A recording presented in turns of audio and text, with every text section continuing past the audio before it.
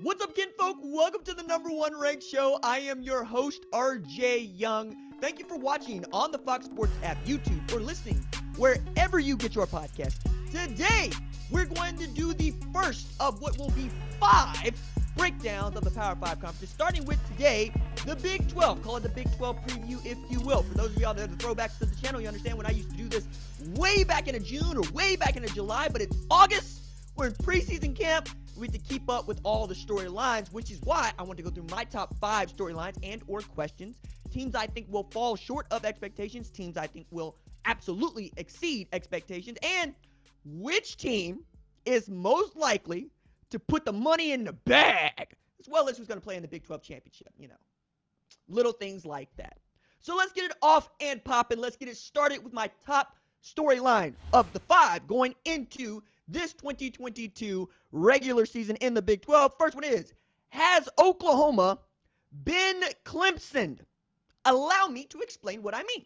So, for those of you that go back to September 2017 when we first got this thing on and pop, it feels like that long ago when we was on a step mill just grinding to get to Fox Sports. I used to say, Clemson is who Oklahoma should be. And I said it repeatedly, and I've said it repeatedly for 5 friggin' years. Why?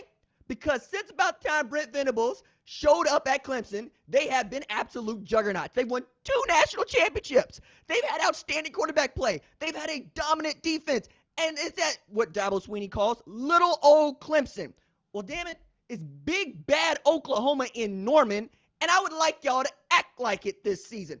No team has won more football games since 2000 than the Oklahoma Sooners, and that's if we throw in lead producer Tyler Wojcik's Notre Dame weighted wins and such. That means Oklahoma is 8 clear of second place, which means that Oklahoma could win, or I should say, could lose 7 games and still be the winningest team of the last 22 seasons.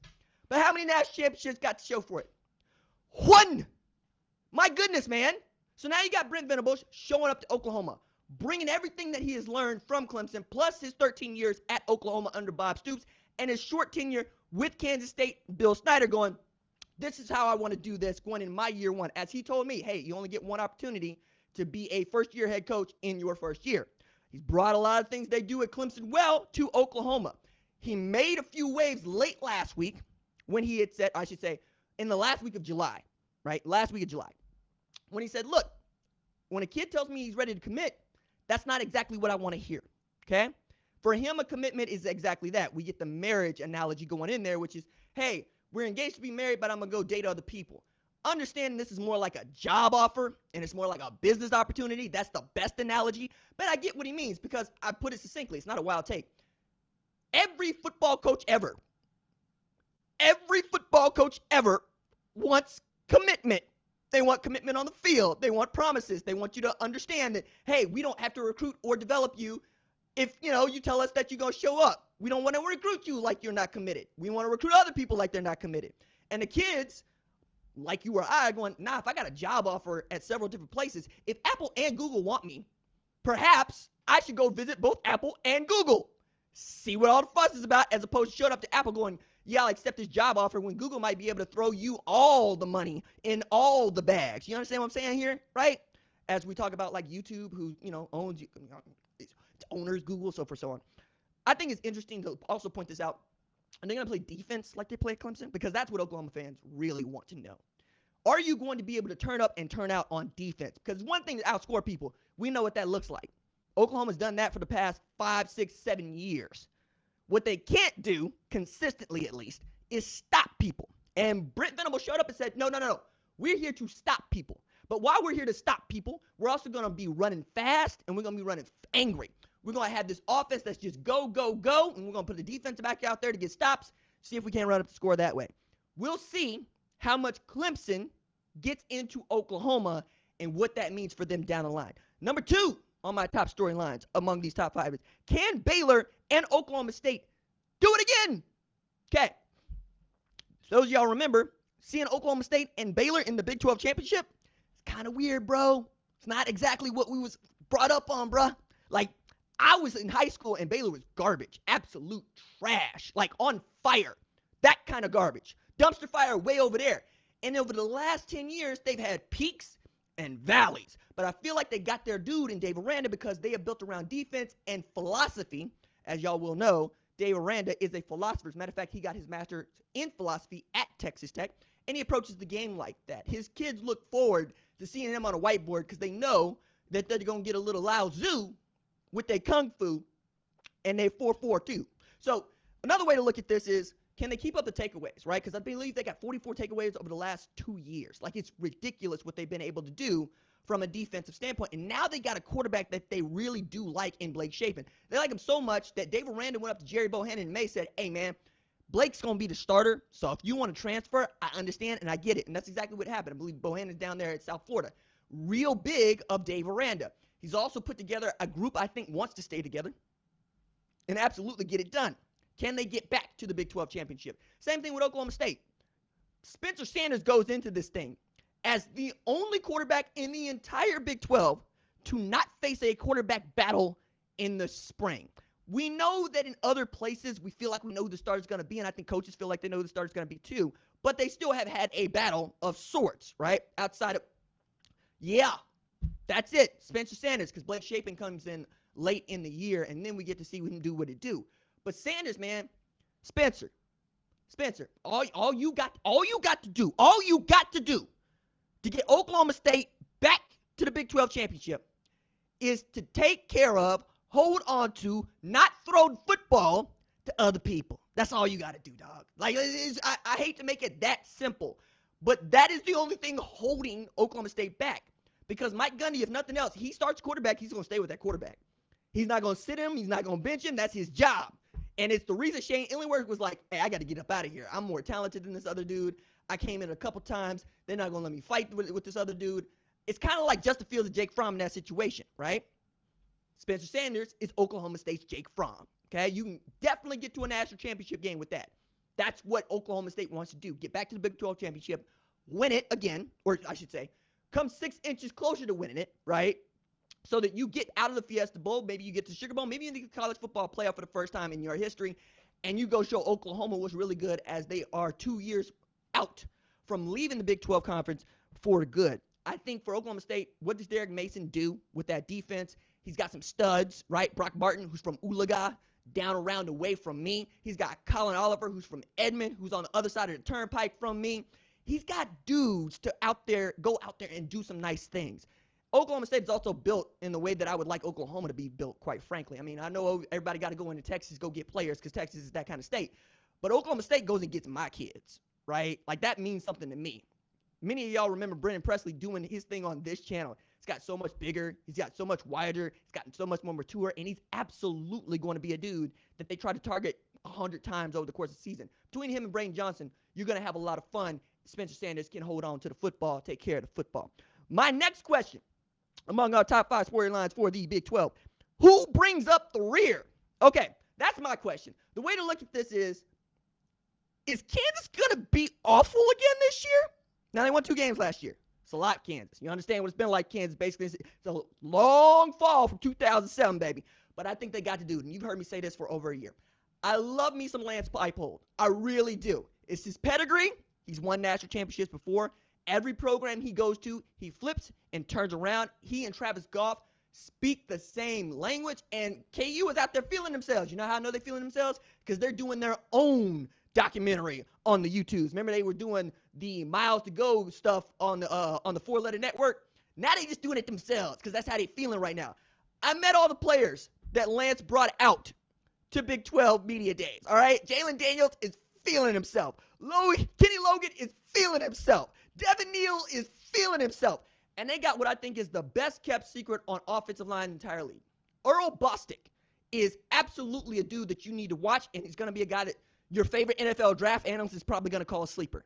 But I'm telling you right now in August that Earl Bostic is that dude. So remember that I told you that Earl Bostic is that dude come April next year. That's all I'm asking, right? Because this dude gave up 11 sacks in 11 games. Lance Leipold, Coach Fuchs show up, say, hey, we're going to make this game real simple for you. And he has given up 1 sack in his last 11 starts. I asked Coach Leipold and I asked Earl Bostic, What happened, man? Like, how did you flip on? This is a man that been at KU since about 2017. He's seen him come. He's seen him go. He said, Coach Leipold actually took an interest in me as a human being, as a person. It was that simple. He gained his trust by approaching him as a grown man, asking him questions about himself. That made me so sad. It made me so sad because I know that Earl is not the only player that feels that way in this sport, where I run into coaches all the time tell me their job is to help raise young men into adults. One of the ways you do that is get to know them, understand what they are on and off the football field, more off than on, because if you get that off correct, that on is going to be on point. That's what I think they got in Earl Bostic. The other part is I look at like Texas Tech's schedule, and we'll get to a little bit of this when we get to start talking about teams I think will exceed expectations. But they got NC State on their schedule, and NC State feels like they could beat Clemson in the ACC championship. We'll talk about that a little later down the road. They got a couple other programs on there that I think Joey McGuire and Zach Kitley is going to get every bit of. We'll see. I'm just telling y'all, Kansas is not the doormat that you're used to seeing, which means that the entire league is about to get much more competitive, and I'm here for a much more competitive Big 12. All right. Number 4 on my list of top storylines for the Big 12. Who is the best quarterback in the league? Now, in past times, I'm the OU dude. You understand that. But I, like you, would say, who is Lincoln Riley tapped to be the quarterback? And we leave it at that, right? But this year, we've had so much turnover, okay? We got Adrian Martinez at Kansas State. We got Jalen Daniels, who's going to be the guy at Kansas. We got Hunter Deckers, who's going to get his opportunity to be the guy at Iowa State, right? Keep going down the line. Quinn Ewers is probably going to be the dude at Texas, right? We'll find about, I think it's going to be Donovan Smith at Texas Tech, but they got studs, Baron Morton, right? Tyler Shuck. You also got Texas Christian, who's got a battle between Max Duggan and Chandler Morris. Chandler Morris, who went for 460 on a great Baylor defense. Hello. And then Oklahoma, right? You got my man Dylan Gabriel is probably going to be the guy. You got Spencer Sanders, who I mentioned earlier, at Oklahoma State. I'm sure I'm missing somebody. Oh, yeah, Blake Shapen at Baylor, but we kind of talked about it. Didn't want to do the around the world thing, but here I am. Point is, I don't know who it's going to be. I think that it's going to be the team that absolutely puts it on their quarterback to go win football games. And Zach Kitley, who absolutely showed what he was capable of at West Kentucky, right? Remember Bailey Zappi? Remember all the yards they went for? He might have an opportunity to do that with Donovan Smith, but that dude can move around, and you're probably going to get more out of him showing something with his legs than just absolutely cannonballing the football downfield. It's about, really, does Jeff Lebby's offense click with Dylan Gabriel? Yes. Does it click with the rest of the offense? How do the offensive linemen hold up? How does Bill Bedenbaugh's unit hold up? It's going to tell us a lot about it, and we know that they want to be balanced on offense, running the ball, and playing and pass and attack. I think it's going to be about, can Eric Gray be that dude to get you 5 yards of carry, 6 yards of carry that allows for the play action pass to open up so Dylan Gabriel can hit a Marvin Mims, a Drake Stoops streaking downfield. We'll just have to see. But it's an open question to me as to who is the best quarterback in the entire Big 12. Really, really close. My last question for the top storylines going into this season in the Big 12 Conference. Is Texas back, or is Texas just Ferrari? Okay. Allow me to understand and state for you what I mean. So, Texas is back has been basically a joke since Sports Illustrated put it on the cover of a magazine, and we've been saying it, as a way to say Texas is never coming back because Texas was never back. They had a great year in 2005. They won a national championship. They got to the national championship in 2009, and they've been bad to average ever since. The best season being 10-4 2018 when, Sam Ehlinger got up there after winning the Sugar Bowl, beating Georgia in a game that Georgia didn't really care about, said we're back. And then Tom Herman ended up getting fired. Now we're on to Steve Sarkisian, right? Who started out his first year going 5-7, and then your man's has been like, I feel real good about Texas. I think they got some dudes. I think this is the year for which they put it together. But I count at least 4 times for which Steve Sarkisian has made reference to 57 of his 85 scholarship players are underclassmen. You say that once, and I understand what you mean. For you to keep saying it each and every month since March does not make a Texas fan or a dude that picks Texas to be good feel great, all right? It's not something you want to keep hearing. You want to lean into the talent, and the talent's going to be around for 2023 because we're going to do it in 2022. No, he's going, hey, hey, we real young, y'all. We real young. And I'm going, doggone. All right.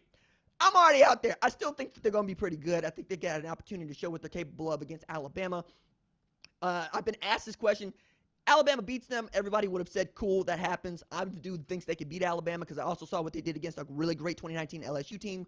Totally different team, totally different program, but you get what I'm saying. When they on the 40 acres and they got an opportunity to go at a class SEC team, they seem to show up as a program.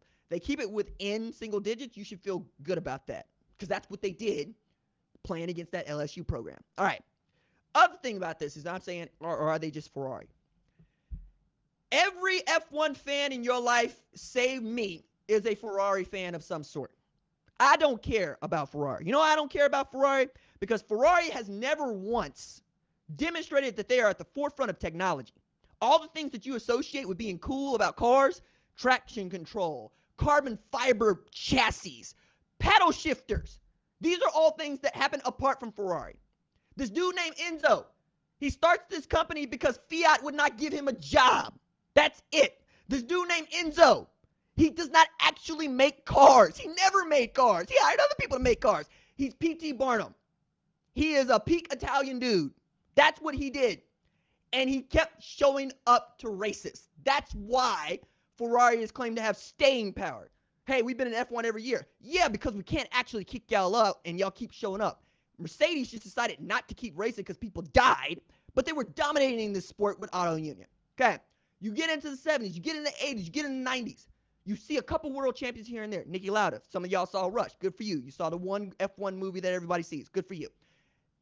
And then you get into Michael Schumacher. But that's got apart from what we know as Enzo Ferrari. So you got the 7 years of absolute dominance where Luca Di Montezemolo absolutely tasked a Ross Brawn, tasked a Gene Todt with, hey, I got all the tools. The old man has passed away in 1988. What do you need?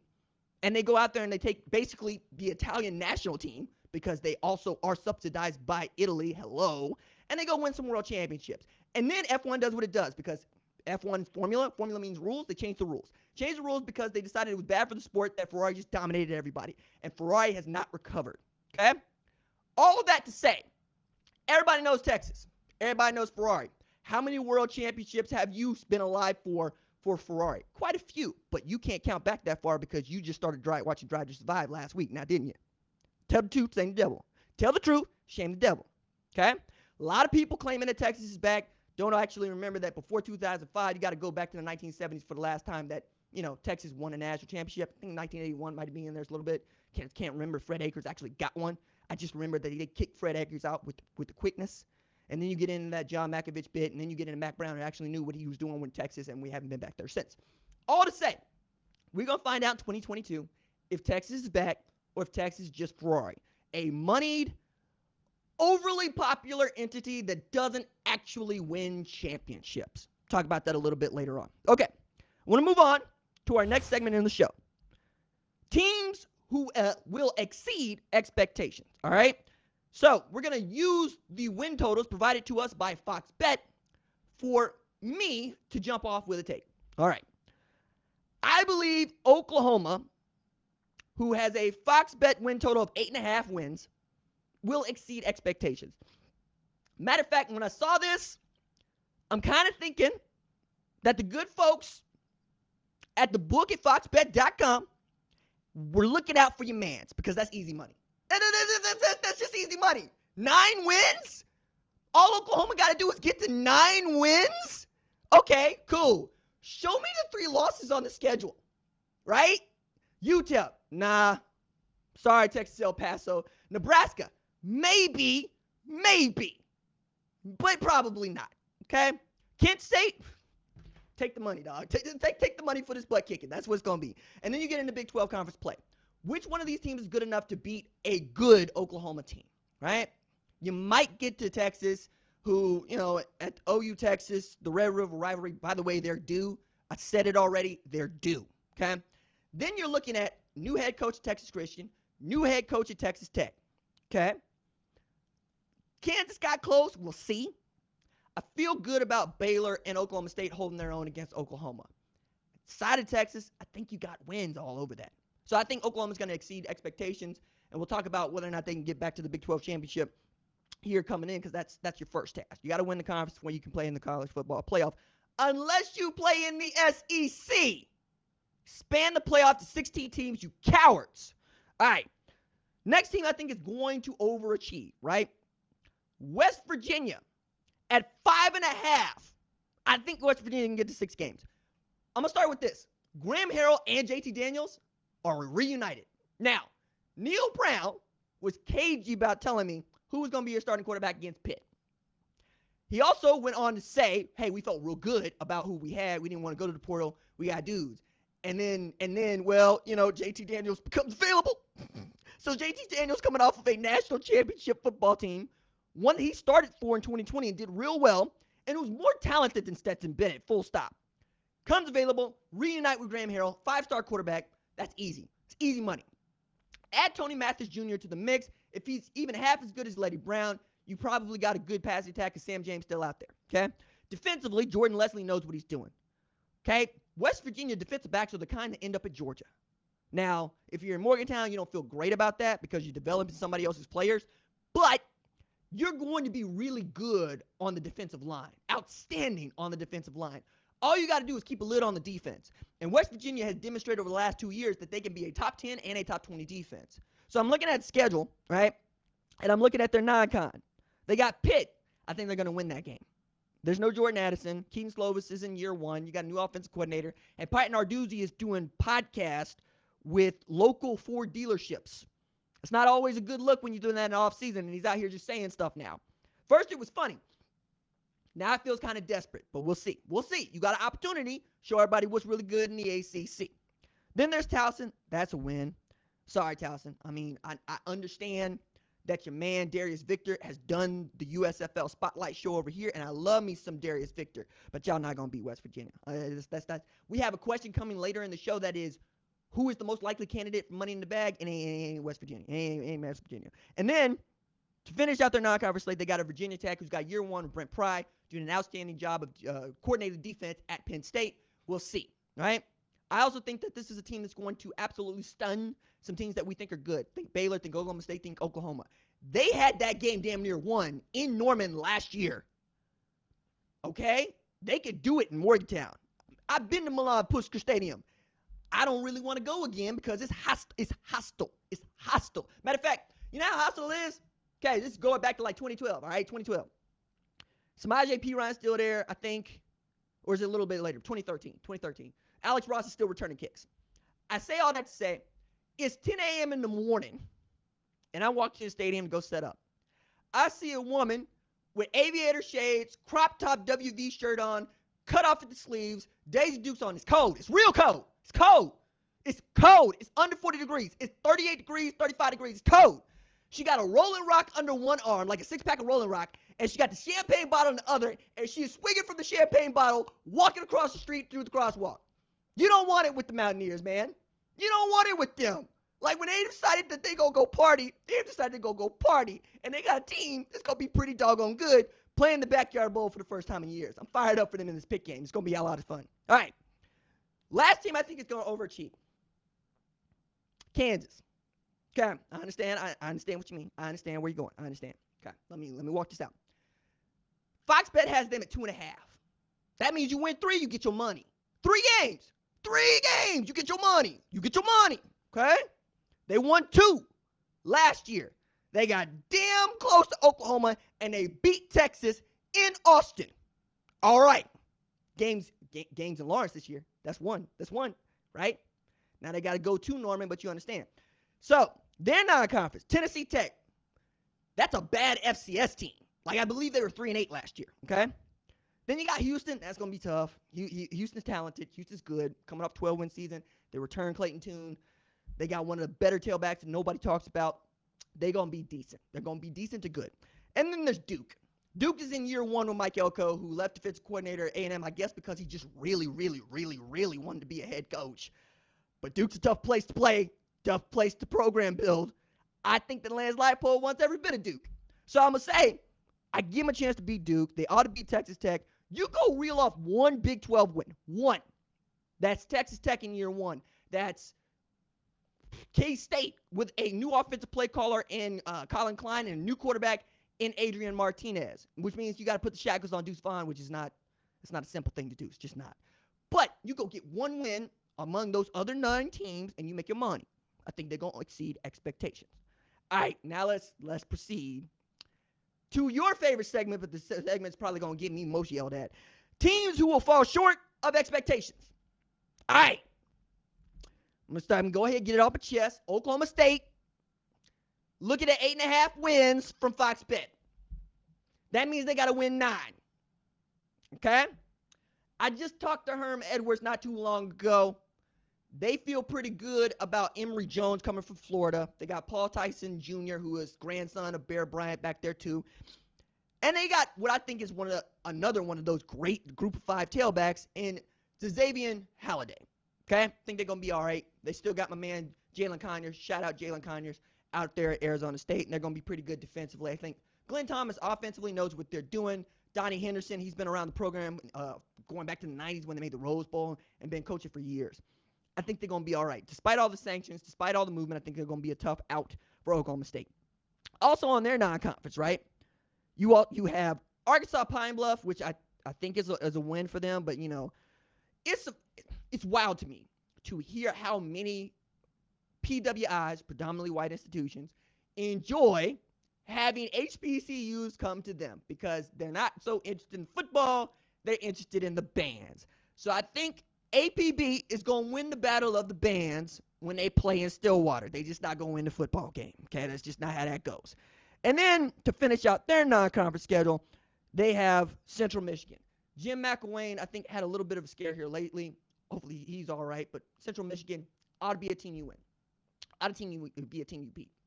For Oklahoma State, it ain't the non-conference schedule that scares me. Again, I go back to, can Spencer Sanders hold on to the football? Because when he holds on to the football, you might get Notre Dame. Now, Notre Dame defense made that man look all elite. You know? He looked like that dude. But he also takes care of the football, running around. He also said that, like, he got hit hardest he's ever been hit in a football game in that Notre Dame game. So they gave as good as they got. Are you going to beat Oklahoma? That's up in the air.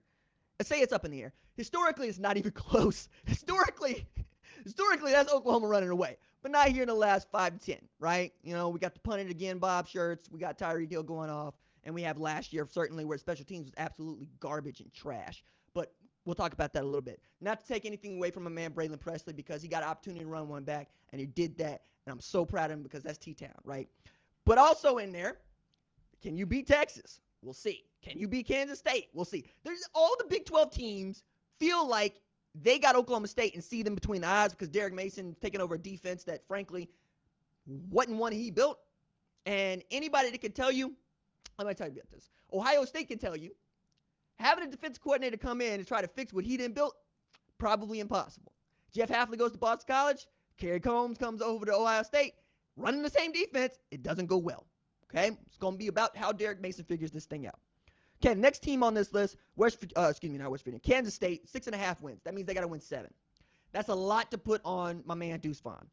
Now, Deuce Vaughn is the second coming of Darren Sproles. Okay? As a matter of fact, when I said, what do you say, what do you hear when I say Darren Sproles? He said the blueprint. And I said, oh, Lord. Because I remember 2003 Oklahoma getting terrorized by that man. Like, it's just not a fun. It's not nothing about the 2003 season is fun.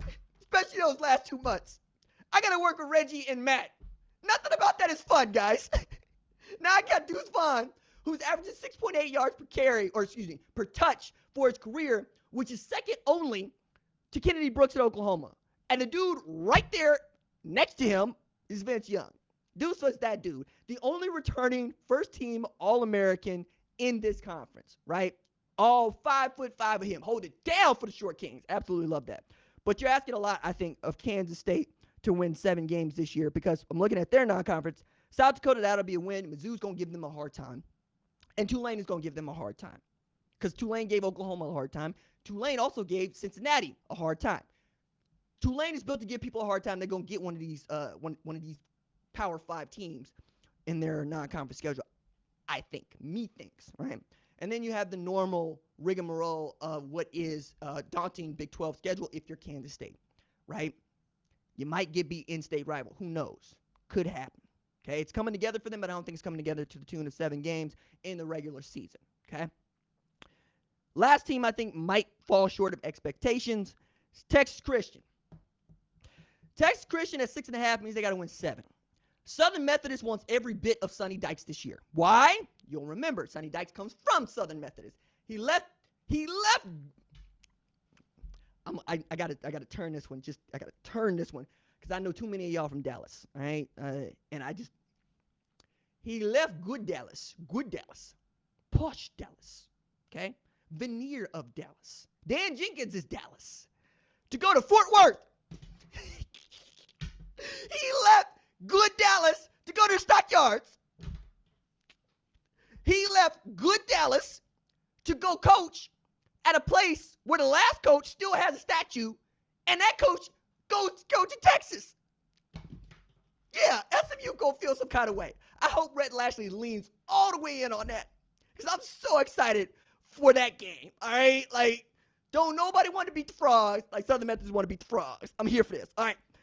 Also in there, on their non-conference, which I think is kind of, interesting, Tarleton State, maybe. I'm not going to just write them off as a team that can't beat Texas Christian, but the 3-headed monster at wide receiver is for real. Okay, in particular, too, I love me some Quentin Johnson, who I learned high jump 7'2" in high school. Good Lord, son. He's 6'4". Every jump ball should be Quentin Johnson's ball. And then Tate Barber, another short king holding it down. Chandler Morris might beat out Max Duggan. We'll see. We also know that Sonny Dykes wants to throw the ball around. I also know that Joe Gillespie can absolutely coach some defense. Okay?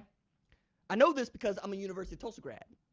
And that is the man responsible for giving us Zaven Collins. And Baylor, your Jackson player, he's also coming from Tulsa and Joe Gillespie's defense. He wants He wants at least 3 dudes that can stand up in a 4'9" technique and go beat the hell out of running backs and offensive tackles. Okay? He's going to have 2 safeties back there that are absolute hitters. And he's going to have some man-on-man coverage quarters that are sticky. Okay? It's going to be kind of tough. They got Colorado to open the season. Hopefully, JT Stroud becomes himself. He's able to take over that job. I really like Carl Durrell. He's in a great spot at Colorado. Robert Barnes is going to be leading his defense. Yes, Oklahoma's Robert Barnes. That man is massive. That man is enormous. Like, I was geeking about it at Pac-12 Media Day, so much so that our lead producer, Tyler Wojcik's like, man, you really do think that dude's got big? Because he has. He put on 30 pounds during the 2020 season, y'all. This is a 5-star safety who, if he gets any bigger, they're going to have him putting his hand on the ground and pass rushing. He's still got all of that. I'm saying, you got to get at least all 3 of those for me to feel comfortable about you getting 7 wins in the Big 12 slate, and I just don't see it happening. All right, moving on. The best bet to put the money in the bag. All right. So I gave it some thought, right? Because this means basically you're going through non-conference schedules and you're looking at who is playing an FCS or a Group of 5 opponent that might be considered beneath them. Here on the number 1 ranked show, we don't really like the pay games. Go play somebody. And if you have my 16-team playoff, it doesn't hurt you in the rankings because, hey, you'll get in because you deserve to be in. However, we do enjoy when our FCS, our Group of 5 teams, goes and gets the W. We also enjoy our Group of 5 teams running the table on folks. You will know, going back to 2021, one of the darlings of this show is Texas San Antonio, UTSA, the Road Runners, who, by the way, Brett Bielema went out of his way to say, like, yeah, we dropped a game to a UTSA team. I'm like, hey, that's a good football team you dropped a game to. You also put the money in the bag. I think they're up again. You know why? Because they get Texas this year. Yeah, the Texas that I picked. All right, let me walk this out. They returned Frank Harris at quarterback, who feels like he's been playing at UTSA since they started the program in 2011. They got Zachariah back at wide receiver. He caught something like 81 balls last year. They got Brendan Brady taking over for the All-American in Sincere McCormick at tailback. They keep a lid on the defense. They're going to be pretty good through the middle. I love what Jeff Traylor has built down in San Antonio and the way they're keeping it in. Now, what's really cool about this is that about 2019, I think it was, 2019 and 2017, athletic director Lisa Campos signed a deal with Texas. They're going to play 5 times over the next decade. This is the first of those 5. The guarantee is $1 million. So I can absolutely see a road runner program, showed up to the 40 acres, somewhere around the Alabama game, just after beating the hell out of ULM, handing Texas its head. Maybe not handing Texas its head, but certainly getting the W. Because it's a good football team that you will overlook. It's a good football team made of Texas players and Texas assistants. Jeff Traylor goes out of his way to be like, no. I'm a product of Texas high school football. Okay? The Texas High School Football Coaches Association is near and dear to his heart. He wears the hat out. Okay? That is the kind of constituency it is. He hired a bunch of those dudes. They went out there and did the doggone thing in 2021. So much so that I'm catching shrapnel, catching hell for ranking them highly. It's not, RJ, it's not that you rank them highly, it's that you rank them ahead of Alabama, who lost to A&M. What do I got to do here to get across to you that winning should matter? Now, not to get too far out into the weeds or ahead of myself, but I'm going to just give you the rankings that you like because this is the college football we have and not the college football I want. But I'm not going to let slide. You lost to unranked A&M when I got somebody else over here who's won every single game. You cannot lose to Oregon at home and expect me to respect that. You can't. Why? My goodness, man. Everybody wants to talk about the scoreboard matter until the scoreboard goes a different way. I ought to say, I think that UTSA is going to put the shimmy in the shag. Texas, you are on watch to put the money in the bag. Ain't like y'all ain't got it, man. Y'all like one of the wealthiest college football programs, athletic programs in all of the country. I mean, I think they're going over $250 million in revenue this year. Like, that's what? What? Man, just go ahead and throw them this money. But if you throw them this money and you throw them the W, we going to talk about you. We going to talk about you loudly. It's going to be live right here and direct, right here on the number one ranked show. I'm looking forward to that game. All right. Players who I believe will have a breakout year. I've identified three. Three of them, right? Three of them. First, what I think is relatively obvious for those of us that have been paying attention to Big 12, Blake Shapen, okay? The man they call Shay, or Shape, depending on who you want to talk to. Dylan Doyle, Bryson Jackson, two linebackers. They really love what he has displayed. This is a man who signed up to play not just football, but baseball at Baylor, coming out of Evangel Christian. He can sling it, and he's accurate. I think you give him enough opportunities, you give him a potent run game, he's going to be all right. Now, it's an open question as to what the run game is going to look like because Abram Smith and his 1,600 yards are New Orleans Saints. Treston Ebner, I believe, is a Chicago Bear. You don't need to replace that. R.J. Sneed, he transferred from Baylor to Colorado. We'll just see how it goes, right? Next player that I believe is going to have a breakout year, also relatively obvious. Quinn Ewers, Texas. Now, I know that Steve Sarkisian has not named him the quarterback, but I also told you about Casey Thompson when he went ahead and named Hudson Card. I ended up being right. But when you look at what this man can do with a football, which is sling it all over the yard, and you know that Ohio State was not only willing to accept his commitment, but allow him to reclassify early to get up there, and then you find out that he's from South Lake Carroll, which is down the street, and as far as we're talking about national geography, and he's playing football at the place where everybody thought he should be playing football to begin with, that's enough. I will add to that. They added weapons for him. It's not just that you got Bijan Robinson, who's a Heisman candidate, 7.5 yards deep. It's that you got Xavier Worthy on one side. You got Isaiah Nair on the other side. You got Jaleel Billingsley, who I also nearly put on this list, breaking out at tight end. They ought to be outstanding at skill positions if they're even adequate on the offensive line. I think Quinn Ewers is going to have a breakout year. Last player that I want to mention here, players who I think are going to have a breakout year, Oklahoma safety Billy Bowman. Okay, this one a little in the weeds because my man Bowman started out as safety, played well, then he had to move to corner because they got hurt, and he got exposed. It's not a good look. But Billy was once committed to Texas, flipped his commitment to Oklahoma. He's put on a lot of weight. Like he's put on that Robert Barnes weight over the summer, just got diesel like that. But also, this is a man who we thought might be going both ways when he first got to Oklahoma, playing wide receiver, playing some safety. When I talked to him right here on the number one ranked show, you can go dig through the YouTube archives to listen to that interview. He's like, yeah, I think I'm more like a Christian McCaffrey. I can do everything. I can be in the backfield. I just line up in the slot, and I want to do everything. Then he got to Oklahoma and said, you playing defense. And I said, no! I want to see him with the ball in his hands. And they're like, yeah, he's going to have the ball in his hands. He's going to play special teams. Now, we can say a lot of good things about Lincoln Riley, and we will. But one of them is not going to be about special teams. I can take it back to 2017, watching the Rose Bowl, being up 17, and then you decide to squib kick to Georgia, who goes down there and gets. I'm not gonna rehash it because I don't want to cry here in front of y'all. I do enough of that already. But also, Lincoln Riley does a risk assessment when it's talking about kickoffs and punt returns, or kick return and punt returns. We're not going to do it. Unless you really got to have a great return, it's just not going to do it. Doesn't see the juice worth the squeeze. So you see CeeDee Lamb back there, fair catching balls. CeeDee Lamb, who once juked 4 Texas football players in one play. CeeDee Lamb, who might be the most physical wide receiver to play in Dallas since Michael Irvin. And where's the vaunted 88? What do we do with all of that? Hey, man, fair catch.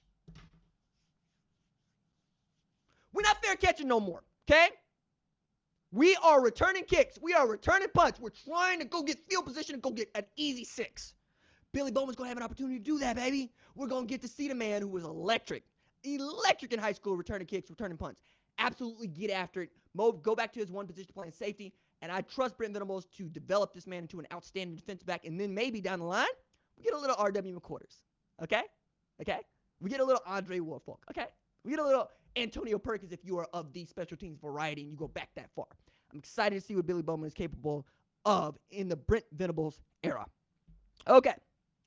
How many teams can compete for the college football playoff? This is one live and direct from a man's Tyler Wojcik, lead producing the show. It really comes down to 4 teams, if we're being honest about this, okay? And you know the 4 teams. I'm not going to bore you with, why you know those 4 teams, but Oklahoma, Oklahoma State, Texas, Baylor. Why? Show me somebody else playing the college football playoff that has played the Big 12 championship in the last 4 years. You're going to go back 5. You can go to Texas Christian if you want to, but that's with Gary Patterson being the head coach. We're really going to be talking about Dave Aranda. We're really going to be talking about Steve Sarkisian and or Tom Herman. We're really going to be talking about Mike Gundy, Lincoln Riley, and then can Brent Venables do it? Yes, Brent Venables has done it before, so he could do it again. As an assistant, not as a head coach. Oklahoma has the personnel, right? The sheer talent to get to the Big 12 championship. We've seen Oklahoma State and Baylor do more with less because they've had outstanding defensive play, right? You found something really, really cool in Jim Knowles, and then Ohio State said, hey, let us hold that right quick. Let us hold it. What you gonna do with all of that? You're not playing in no college football playoff. Give us that right quick. Give us that. That's what happens, right? And Mike Gundy's getting used to this. This is a man who once got tired of the turnover with his offensive coordinator, so he went and got to do that at Shippensburg, only to lose him to Texas, Ohio State, and now Penn State. Mike Yurcich. It's going to happen like that if you are Oklahoma State. But they can get back there. They can get there for the first time. Baylor can get there for the first time, even though they probably should have been there years ago. Baylor fans understand. Texas Christian fans understand. Texas is the one that I'm probably going to catch the most hell for because all Texas has done is shown up to the Big 12 championship to get ran by Oklahoma here in the last 5 to 7. It's never been a matter of whether or not Texas has talent. That's why we are always caping for Texas. Is why I look at the roster and I get giddy. I get absolutely giddy because they got dudes. It's can you put all these dudes together and form a winning football team?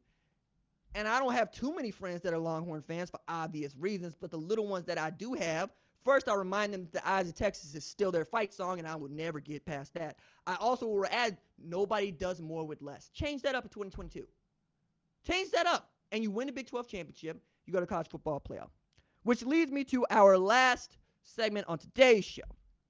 Who will play and win in the Big 12 championship? Shocker for me here, guys.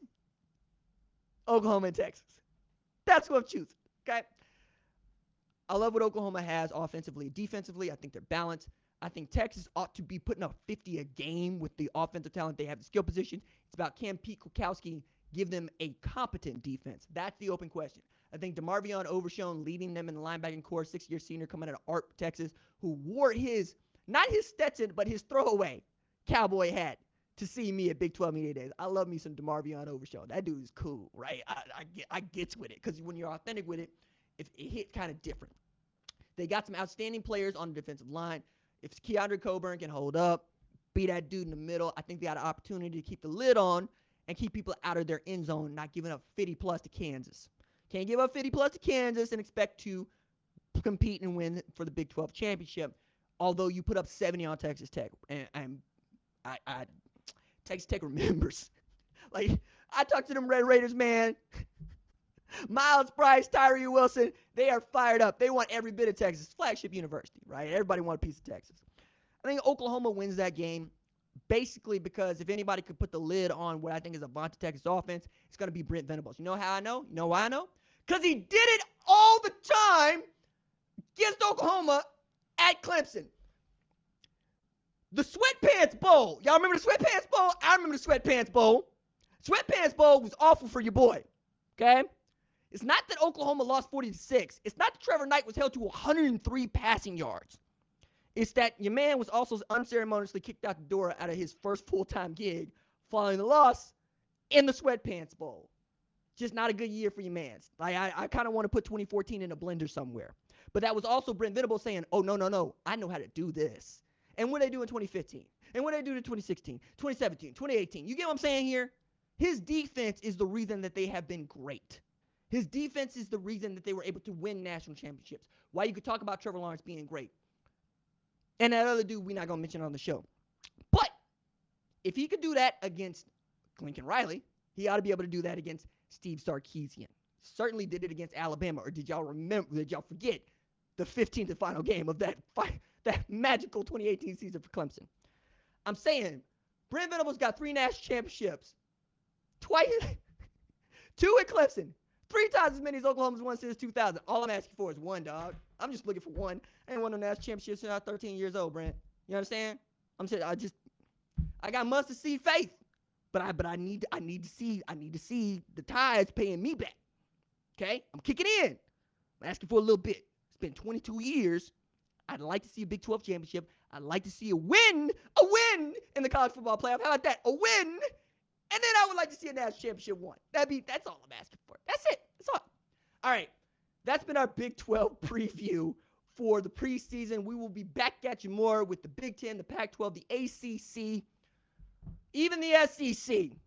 As much as it pains me to say, we're probably going to be talking about at least 6 teams that could play in the college football playoff. All right. My thanks as always to our new lead producer, Tyler Wojcik. Very excited about this. You've seen him on the show a couple of times. Been really doing an outstanding job for me and for the show, growing it. Our coordinating producer, our senior producer, Catherine Donnelly, promoted. Love that for us. Love that for her. Our director today is Chris Cheshire. On other days, it's been John Marcus. Our social media maven is JVI Duncan. Our lead of screening is Rachel Cohn. And yeah, I'm the host, RJ Young. We will see y'all next week. Deuces.